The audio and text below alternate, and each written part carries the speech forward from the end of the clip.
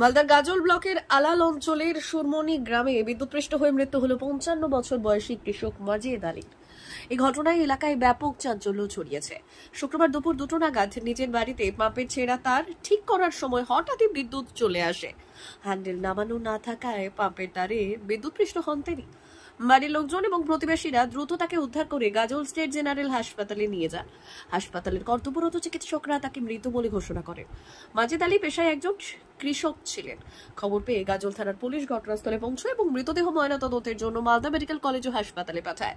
এই মর্মান্তিক ঘটনায় পরিবারে গভীর শোকের ছায়া নেমেছে। ঘটনাটা ঘটেছে আপনার বাড়ির যে মার্শাল থাকে ওই মার্শালটা কোনো কারণবশত কেটে যায়। ও মার্শালটা তারটা কারেন্ট ছিল না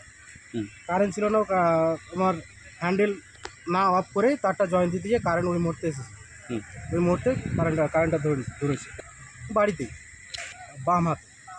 তারপরে বাম হাতে ধরার পরেতে 1 মিনিটের মধ্যে এই অবস্থা। গাজল হসপিটাল নিয়ে আসতেই ঢুকাতে ডেথ হয়ে যায়। গাজল হসপিটালে ডাক্তার কি বলেন, মৃত্যু বলে ঘোষণা করলেন নাকি? হ্যাঁ, গাজল হাসপাতালে ডাক্তার ঢুকাতে মৃত্যু বলে ঘোষণা করেছে।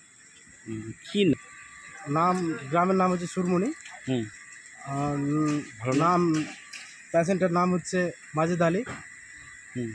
ব্যাস। বয়স 55। বাড়ি সুরমনি। ও পোস্ট হচ্ছে মহাকলমে। তিনি কি করতেন, পেশায় কি ছিলেন? কৃষি কাজ করে, বাড়িতে কাজ কাজ। জি। আজকে হ্যাঁ, তার ভুলের কারণে এই অবস্থা। যদি হয়তো লাইনটা হ্যান্ডেল ফেলে দিয়ে কাজ করতো তাহলে হয়তো এটা হতো। আমার চাচা। আপনার নাম? রিন্টু সেন। বাড়ি সুরমনি।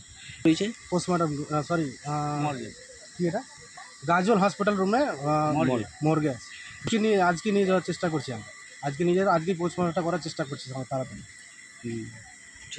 মালদা থেকে বলাই পোদ্দারের রিপোর্ট, পুরুলিয়া টুডে।